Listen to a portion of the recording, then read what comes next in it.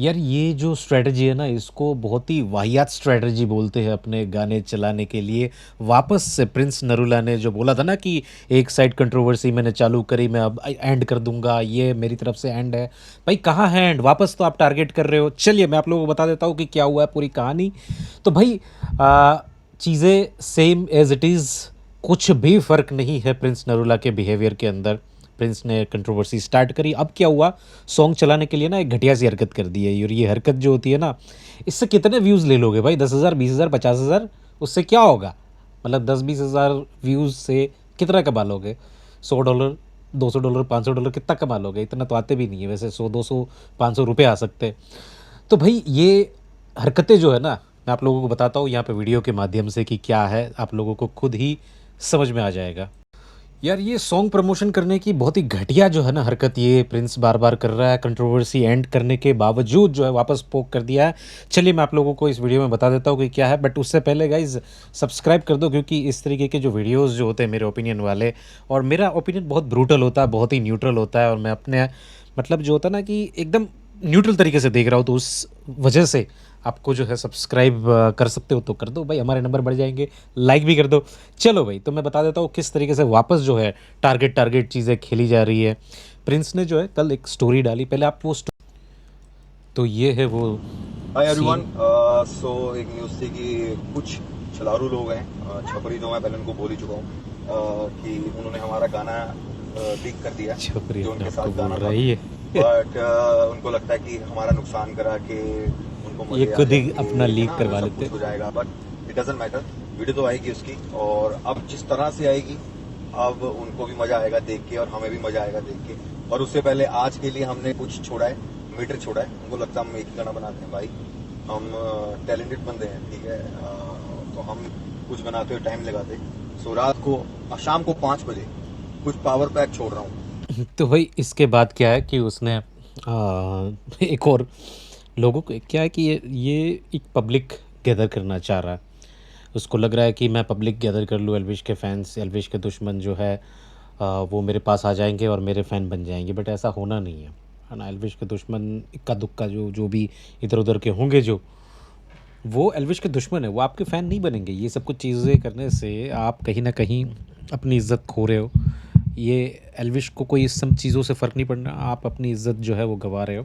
इसके बाद उसने स्टोरी डाल दी अपने गाने की कि भाई हाँ चलो मैं अपना गाना जो है यहाँ पे प्रमोट कर देता हूँ, पर इससे कितने व्यूज़ आएंगे? कुछ खास नहीं आने। ये है उसकी दूसरी सो स्टोरी। गाइस, गाना आ चुका है बदनाम।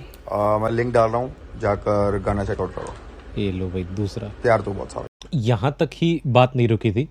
उसके बाद क्या हुआ कि भाई इसके बाद जो है प्रिंस ने और एक हथकंडा अपनाया। लोग बोल रहे हैं कि ये जो है वो प्रिंस ने जिससे बात कर रहे हैं वो कोई एल्विश का मैनेजर है, ऐसी वाली बात आ रही है। और यहाँ पे कहीं ना कहीं धमकाने वाली बात है, धमका रहा है क्या है वर्क डन के ऊपर। अब सुन लीजिए क्या बोल रहे थे? ये। क्या होता है वर्क? कुछ नहीं होता वर्क। क्या होता है वर्क? अगर बाजू में होगा तो वर्क डन क्या होता है? कुछ नहीं होता। पता वर्क डन कैसे हुआ? वर्क डन मतलब कुछ नहीं होता। वर्क डन मतलब भाईचारा। उनका भाईचारा होगा, पिराना हो जाता वर्क डन। तो वही उसकी सेम टैक्टिस वर्क डन का मतलब क्या होता है, धमकाना, डराना, ये वो सब कुछ चीज़ें।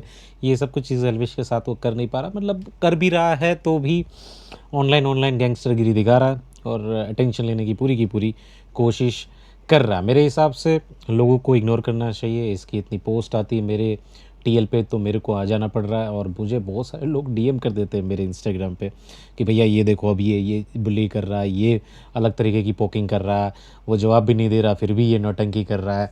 तो मेरे को बार बार फिर आप लोगों को ये न्यूज़ बतानी पड़ रही है कि भाई ये सब कुछ चीज़ें हो रही है।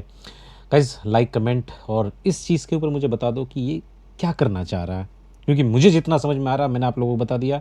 पब्लिसिटी चाह रहा है, एंटी एल्विश पब्लिक को गैदर करना चाह रहा है अपने पास, जो मेरे हिसाब से बहुत ही चीपेस्ट टू चीपेस्ट आइडिया है।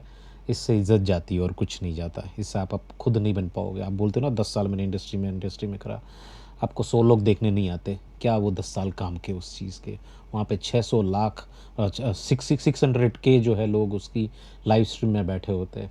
तो ये चीज़ समझना पड़ेगा भाई। वर्ल्ड का 3rd हाईएस्ट एंड इंडिया का नंबर 1 वॉचिंग थी वो, जो आप कभी अर्न नहीं कर पाओगे, सपना होगा आपका। कांस्टेंट इस तरीके की अगर बुलिंग हो रही है, तो एल्विश बहुत बढ़िया काम कर रहा है। Ignore, ignore and only ignore. उसके मैनेजर तक पहुंच रहा है। एक न्यूज़ तो मेरे पास ये भी आ रही है कि अब वो ईसीएल को भी अप्रोच कर रहा है, या फिर ईसीएल इनको अप्रोच कर रही है, क्योंकि ईसीएल को तो क्या चाहिए, एंटरटेनमेंट क्रिकेट लीग है, तो उनको तो इस तरीके का जो चीज़ होती है वो कैश करते हैं, इनकैश करने की कोशिश करते हैं।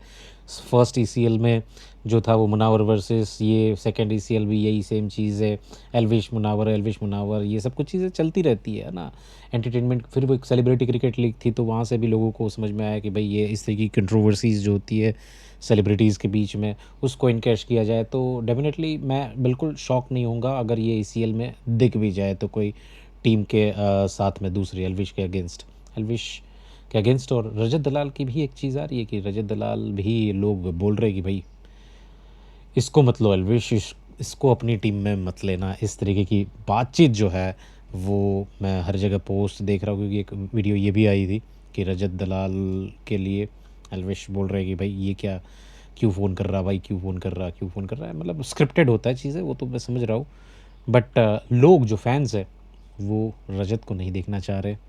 रजत की सेम चीज़ वही सब कुछ, वो जो लोकल चीज़ें जो करता था, वो इसको मार दूँ, उसको कर दूँ, इसका पंचर कर दूँ, ये सब कुछ चीज़ें, तो वो इज़ बेस्ट एट इट, वो कर रहा है वो चीज़ें। आपका क्या अभिप्राय है, मुझे बताओ कि कौन झल रहा है किससे?